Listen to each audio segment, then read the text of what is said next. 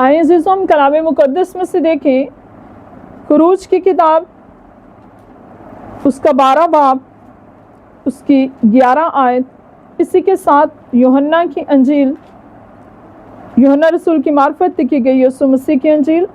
اس کا 1 باب اس کی 29 آیت۔ کلام خدا میں یوں مرقوم ہے، لکھا ہے خروج 12 اور اس کی 11 آیت میں، اور تم اسے اس طرح کھانا، اپنی کمر باندھے اور اپنی جوتیاں پاؤں میں پہنے اور اپنی لاٹھی ہاتھ میں لیے ہوئے، تم اسے جلدی جلدی کھانا، کیونکہ یہ فسح خداوند کی ہے۔ اسی کے ساتھ یوحنا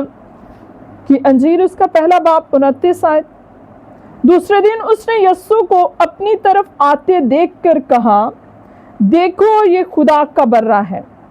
جو دنیا کا گناہ اٹھائے لے جاتا ہے۔ کلام مقدس کا پڑھا اور سنا جانا ہم سب کے لیے برکت کا وسیلہ ہو، آمین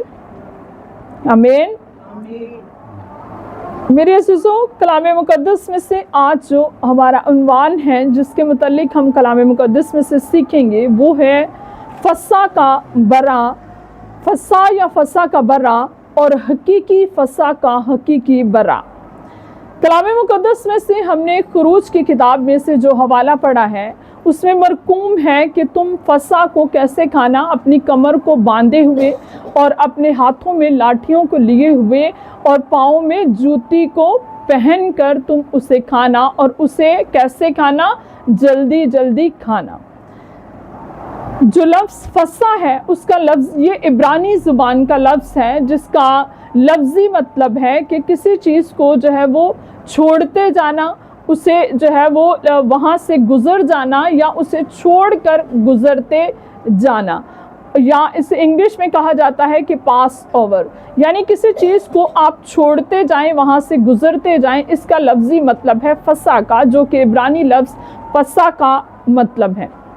کلام مقدس میں سے ہمیں واضح طور پر اس بات کا جو ہے وہ ہم پر ظاہر کیا گیا ہے کہ یہ جو فسح ہے یہ کیوں دی گئی تھی۔ ہم اس بات کو جانتے ہیں کہ جب بنی اسرائیل قوم کو یعنی ابراہیم، اسحاق اور یعقوب کی اولاد کو خدا جو ہے وہ مصر میں سے نکالنے کو تھا، تو تب جو ہے وہ خدا نے بہت ساری آفات جو ہیں وہ فرعون پر یا مصریوں پر جو ہے وہ آئی تھیں۔ ان میں سے ایک آفت تھی جس میں سے پلوٹوں کو جو ہے وہ خدا نے اس رات جو مصریوں کے پلوٹے تھے ان کو جو ہے وہ خدا نے مارنا تھا، ان کے چاہے وہ جانداروں کے ہوتے، جانوروں کے ہوتے، ان سب کو جو ہے وہ اس رات خدا مارنے کو تھا۔ اس لیے جو ہے وہ خدا نے جو ہے وہ ان کو ایک فسح تیار کرنے کو کہا۔ خدا نے انہیں کہا کہ تم یک سالہ بے عیب برہ لینا، جو ابیب مہینے کی 14ویں تاریخ رکھی گئی، جس کے لیے کہا گیا کہ تم ابیب مہینے کی 14ویں تاریخ کو شام کو سورج غروب ہونے سے پہلے اس فسح کو تیار کرو گے، اسے کھاؤ گے، اور اس کے لیے ایک یک سالہ بے عیب برہ لینا، اور اس برہ کو جو ہے وہ جو شمار تھا انسانوں کا یا کسی بھی خاندان کے شمار کے مطابق لینا تھا، کہ اگر چھوٹا خاندان تھا تو انہیں جو ہے وہ اس طرح ایک سے زیادہ خاندان مل کر جو ہے وہ اس برہ کو لے سکتے تھے اور وہ اس قربانی کو کر سکتے تھے، اور اگر بڑا خاندان ہے تو ہر خاندان کے پیچھے ایک برہ لیا جاتا، اور اس وقت بھی یہ کہا گیا، یہ بعد میں ایک رسم چلی جو خدا نے کہا کہ پھر یہ خدا کے حضور جو ہے وہ بنی اسرائیل قوم جو ہے وہ کرتی آئی، مگر اس وقت جو ہے وہ اس موت سے بچانے کے لیے خدا نے انہیں کہا کہ تم جو ہے وہ ایک یک سالہ برہ لو اور اسے کیا کرو، ذبح کرو، اور اسے ذبح کر کے جو ہے وہ اسے کیا کرنا ہے، اسے اسی رات جو ہے وہ کھانا ہے، اور اسے ابالنا نہیں ہے، پانی میں ابالنا نہیں بلکہ آگ میں جو ہے وہ اسے کیا کرنا ہے،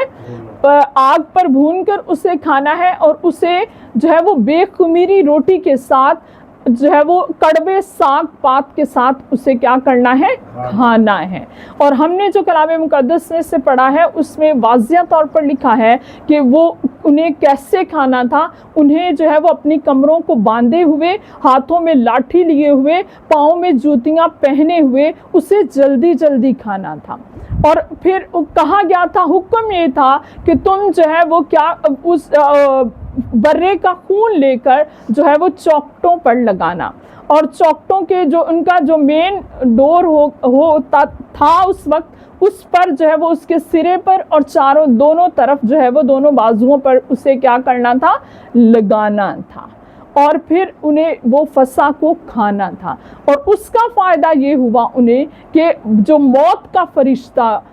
وہاں سے گزرا، جس نے مصریوں کے پیلوٹوں کو مارا، جو انسانوں کے، جانوروں کے، حیوانوں کے کسی بھی پیلوٹے کو نہیں چھوڑا، مگر جہاں جہاں جس چوکٹ پر برے کا خون لگا ہوا تھا وہاں سے وہ گزرتا گیا۔ جس گھر میں وہ فسح کھائی گئی اور برے کا خون چوکٹ پر، دروازے پر لگا ملا، وہ اس کو چھوڑتا گیا۔ اب یہ یہاں پر بات سیکھنے کی ہے کہ یہ نہیں ہے کہ خدا ان میں فرق نہیں کر سکتا تھا، کہ مصریوں میں یا بنی اسرائیل قوم میں جو ہے وہ خدا اس وقت فرق نہیں کر سکتا تھا، خدا انہیں جانتا تھا، مگر بات یہ ہے کہ خدا انسان سے فرما برداری چاہتا ہے۔ تو اس میں بھی خدا انسان سے فرما برداری چاہ رہا تھا۔ خدا چاہتا تھا کہ جو انسان ہے وہ خدا کی کیا کرے؟ فرما برداری کرے۔ اور یہ فرما برداری کا نشان تھا کہ جو انہوں نے فسح کھائی اور برے کا خون جو ہے وہ چوکٹوں پر لگایا، اس سے جو ہے وہ ان کی فرما برداری ظاہر ہوئی، کیونکہ انہوں نے ویسا ہی کیا جیسا انہیں کرنے کو دیا گیا۔ انہوں نے وہی کیا جو کرنے کو انہیں دیا گیا، اور پھر اس سے جو ہے وہ موت کو پر غالب آئے، یا موت ان کو ہاتھ نہ لگا سکی، یا موت وہاں سے کیا ہو گئی؟ گزر گئی، اور ان پر جو ہے وہ موت نہ آئی۔ ہمیں سیکھنے کی ضرورت یہ ہے کہ ہم نے کلام مقدس میں سے پڑھا ہے کہ کلام میں لکھا ہے، یوحنا کی انجیل اس کا پہلا باب 29 آیت میں سے ہم نے پڑھا ہے کہ کلام میں لکھا کہ یوحنا جو بپتسمہ دینے والا ہے، اس نے یسوع مسیح کے حق میں یہ گواہی دی، اور اس نے کہا، دیکھو خدا کا برا جو جہان کے گناہوں کو کیا کر رہا ہے؟ اٹھا لے جاتا ہے۔ تو حقیقی جو برا ہے وہ یسوع مسیح ہے،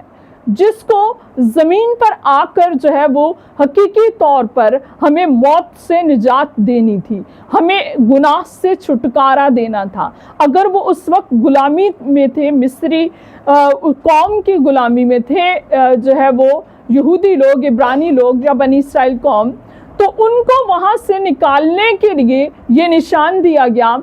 اس لیے کہ وہ وہاں سے کیا کیے جانے کو تھے؟ نکالنے کو تھے۔ تو خدا نے انہیں یہ نشان دیا کہ وہ کیا کریں؟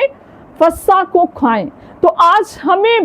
ہمیں جب خدا کی بادشاہی کے لیے تیاری کرنے کی ضرورت ہے، خدا کی بادشاہی میں داخل ہونا ہے، ہمیشہ کی زندگی کو پانا ہے تاکہ ہم موت پر غالب آ سکیں، تو اس کے لیے بھی ضروری ہے کہ ہم جو ہے وہ حقیقی برا کو کھائیں، کیونکہ یسوع نے کہا، میں فی الحقیقت کھانے کی کیا ہوں؟ چیز ہوں، میرا بدن فی الحقیقت کھانے کی چیز اور میرا خون فی الحقیقت پینے کی چیز ہے۔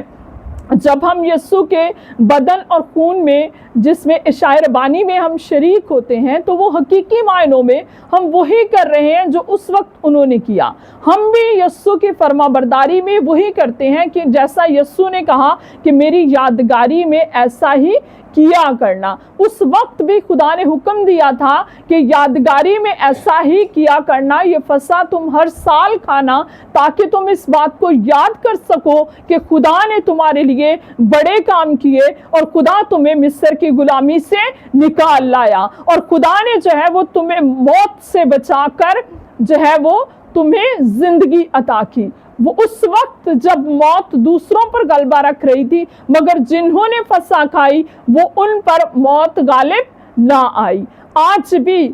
भी जो यीशु को कबूल करते हैं, जो खुदा के बेटे और बेटियां यीशु को अपनी जिंदगी में लेते हैं, यीशु को जो है वो हकीकी निजात दहिंदा मानते हैं, कबूल करते हैं, तो वो हमेशा की जिंदगी पाते हैं। फिर मौत का उन पर गलबा बाकी नहीं रहता, मौत का उन पर हक बाकी नहीं रहता, बल्कि वो आज़ाद किए जाते हैं। वो गुलामी से, गुनाह की गुलामी से आज़ाद कर लिए जाते हैं और वो खुदा की बादशाही के लिए जो है वो तैयार कर लिए जाते हैं या